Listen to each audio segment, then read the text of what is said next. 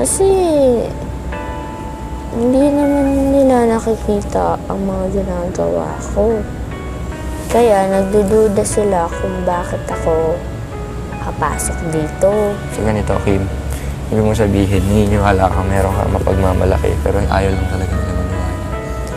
Oo, parang ganun. Noon pa, pag may family gathering sa bahay ng lola ko, pumupunta kami doon. Tapos sabi, artistahin daw, ganun. Tapos sabi ng mga auntie tsaka uncle ko, may mukha nga, pero wala namang talent, sayang, ganun. Kasi sa bahay, tahimik ako. Di ako kumikibo. Ayun, minsan, naiisip ko na, bakit? Nakita niyo na ba ako nag-perform? Sir, pwede kita makausap? Si Mikey, mukhang may galit kay kuya. Sabi ko. Bakit balikat ko? Ma-offend ka. Oo. Bakit? Okay lang naman sa akin, pero dahil nasa lugar. Kasi merong ibang tao. So, hindi yun. So naman, down na nga ako nung naiinis na ako nung ano. Silang tatanay mo sa akin. Anong teorya ako dun sa nangyari sa akin. Pero bro, huwag galit. Pero feeling ko kanina parang nagpapatawa siya. Papatawa lang.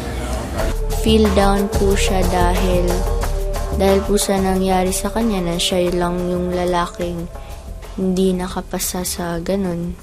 Ayun, wag siya ma-feel down.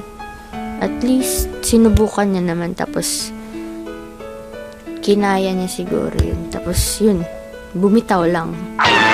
Nilapitan ni Kim ang friend na si Mikey para i-comfort ito.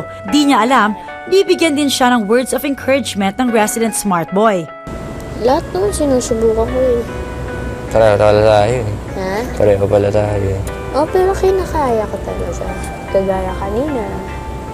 Ano din. Wala lang. Congrats. Masaya talaga. Congrats kanina. Ay, wala yun. Ay, sus! Ikaw naman. Oo.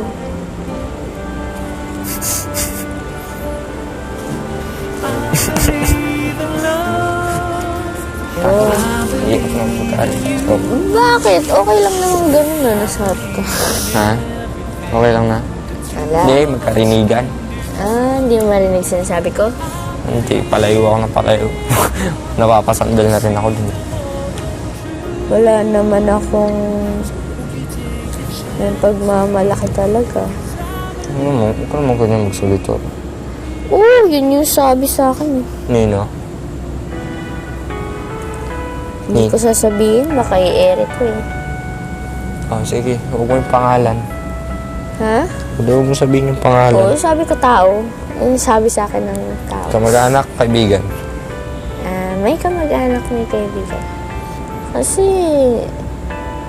hindi naman nila nakikita ang mga ginagawa ko. Kaya nagdududa sila kung bakit ako kapasok dito. So ganito, Kim. Ibig mo sabihin, naniniwala ka, meron ka mapagmamalaki, pero ayaw lang talaga nila maniwala. Oo, parang ganun. Noon pa, pag may family gathering sa bahay ng lola ko, pumupunta kami doon.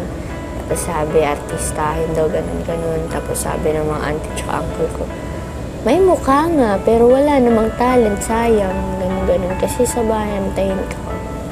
Di ako kumikibo. Ayun, minsan, naiisip ko na, bakit? Nakita niyo na ba ako nag-perform? Nakita niyo na ba ako Naniniwala ka ba? Hindi. Bakit Parang, hindi naman masamang maniwala sa sarili? ay, hindi naman. Tama lang naman yun. Pero, hindi ko alam bakit ganun sila.